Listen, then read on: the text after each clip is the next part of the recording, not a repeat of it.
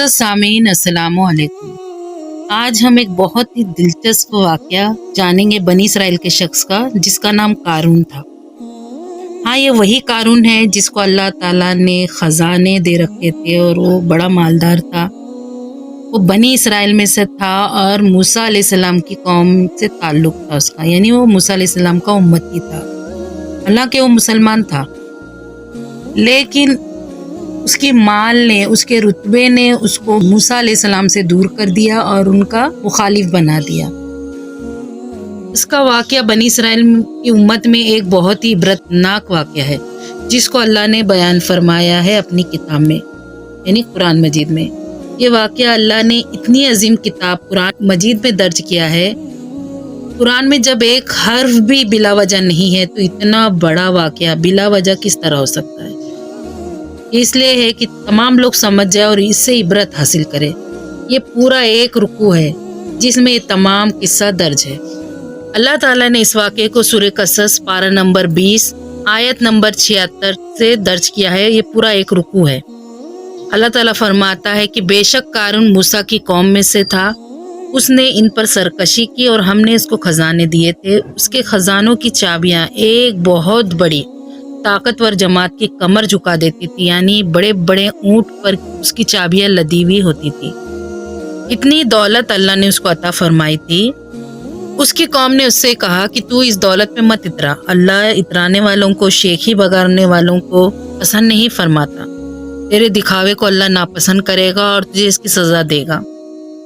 बल्कि तू ये माल जो तुझे अल्लाह ने दे रखा है, आखिरत का घर बना इससे, यानी अल्लाह की राह में खर्च कर। ये माल तेरे लिए निजात का जरिया बनेगा और दुनिया में तू इस माल के जरिए अपना नसीब मत बिगाड़ और एहसान कर इस माल के जरिए गरीबों पे, जिस तरह अल्लाह ने तुझ पर एहसान किया है।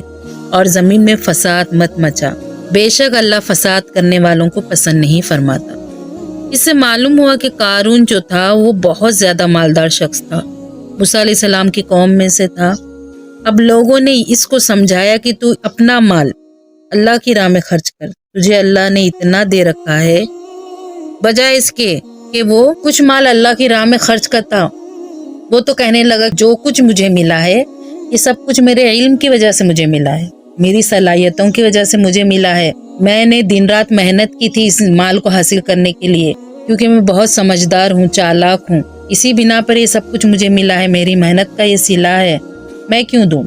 अल्लाह कुरान में फरमा रहा है, क्या उसने ये भी ना सोचा कि अल्लाह ने उससे पहले कई कौमों को हलाक कर दिया जो कुव्वत में भी और जमीयत में भी कारून से बढ़कर थी।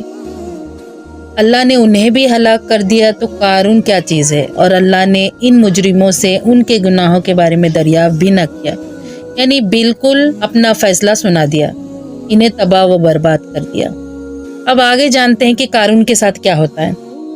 तो एक दिन कारून पूरी ज़ैब व जीनत के साथ, पूरे शान और शौकत के साथ जब निकला तो कहने लगे लोग उसको देखकर, अच्छा ये वही लोग कह रहे थे जो दुनिया के आरज़ूमंद थे, जिन्हें दुनिया की ठाट बाट जीनत पसंद थी, जिन्हें ये लगता था कि दुनिया ही सब कुछ है और आखिरत कोई शय है ही नहीं। जैसा कि इंसान की फितरत है कि वो दुनिया की चमक के पीछे भागता है, तो इसी तरह के लोग कहने लगे जो दुनिया की जिंदगी के आरज़ूमंद थे, काश हमें भी इसी तरह की दौलत नसीब होती जो अल्लाह ताला ने कारून को दे रखी है। बेशक ये तो बड़ा खुश नसीब है कि अल्लाह ने इसको इतने इनाम से नवाजा है। ये लोगों का गुमान था, क्योंकि अगर दुनिया में बहुत सा माल और दौलत किसी को मिल जाए तो ये तो फितना है जिसके जरिए अल्लाह आजमाता है। अगर माल और दौलत इतना ही अहम होता तो अल्लाह अपने अंबिया को दौलतमंद बनाता। जबकि बुखारी में हदीस है कि नबी करीम सल्लल्लाहु अलैहि वसल्लम फरमाते हैं कि या अल्लाह तू मुझे इतना ही रिस्क दे, मुझे और मेरे अहल को, कि जिससे जिस्म और रूह का रिश्ता बाकी रहे, यानी जिंदा रहने भर का हमें रिस्क अता फरमा। क्योंकि अल्लाह के नबी सल्लल्लाहु अलैहि वसल्लम दुनिया की दौलत को कोई अहमियत नहीं देते थे। एक हदीस में है कि आप सल्लल्लाहु अलैहि वसल्लम ने फरमाया, मुझे इस बात से तुम्हारे बारे में कोई खतरा नहीं है कि तुम मेरे बाद बुत परस्ती की तरफ लौट जाओगे या शिर्क में मुब्तला हो जाओगे, बल्कि मुझे ये खतरा है कि मेरे बाद दुनिया के खजाने तुम पर खोल दिए जाएंगे और तुम उसी में गिरफ्तार हो जाओगे। और एक जगह इरशाद फरमाया अल्लाह के नबी सल्लल्लाहु अलैहि वसल्लम ने کہ تم دنیا کی محبت میں ایک دوسرے کو قتل کرو گے، جس طرح کہ اگلی قومیں ہلاک کر دی گئی تم بھی ہلاک کر دیے جاؤ گے۔ اسی طرح کے لوگ اس کو دیکھ کے، یعنی قارون کو دیکھ کے کہنے لگے کہ یہ تو کتنا خوش نصیب ہے۔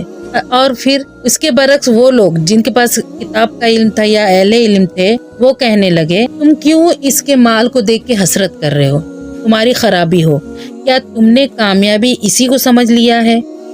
یعنی یہ دولت کو ہی تم نے کامیابی سمجھ لیا ہے، بلکہ اللہ کے حضور بہتر اجر تو ان لوگوں کے لیے ہے، ان لوگوں کے لیے ثواب ہے جو ایمان لے آئے، بات کو اللہ کی مانے اور نیک عمل کرے۔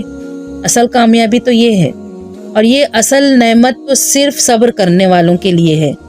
یعنی دنیا میں اگر تم صبر کرو گے تو آخرت میں بھلائی پاؤ گے، اور آخرت دنیا کے مقابلے میں بہت بڑی شے ہے، کیونکہ دنیا کے مزے صرف دنیا میں ہی رہ جائیں گے۔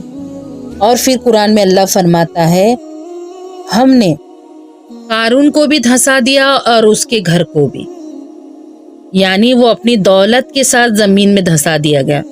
تو کوئی ایسی جماعت نہیں تھی جو ہمارے مقابلے میں اس کی مدد کرتی، یعنی جب اللہ نے اس کے ساتھ ایسا کیا تو کوئی اس کو بچا نہ سکا، نہ اس کا مال، نہ لوگ، اور نہ کوئی اس کا رتبہ جس پر وہ اترایا کرتا تھا، اور نہ ہی وہ اپنا انتقام لے سکا۔ بتائیے اللہ سے کوئی بدلہ لے سکتا ہے؟ اب وہ لوگ جنہوں نے کل تک تمنا کی تھی اس کی دولت کی، جب انہوں نے اس کا حشر دیکھا کہ وہ اپنی دولت کے ساتھ زمین میں دھسا دیا گیا ہے، انہوں نے صبح اس حال میں کی کہ وہ کہہ رہے تھے کہ اوہ، اب پتا چلا کہ اللہ تعالیٰ جسے چاہتا ہے رزق کشادہ دیتا ہے اور جسے چاہتا ہے تنگ کر دیتا ہے۔ یعنی رزق کا زیادہ یا تنگ ہونا اس کی بزرگی یا اللہ کے حضور کامیابی کی دلیل نہیں ہے۔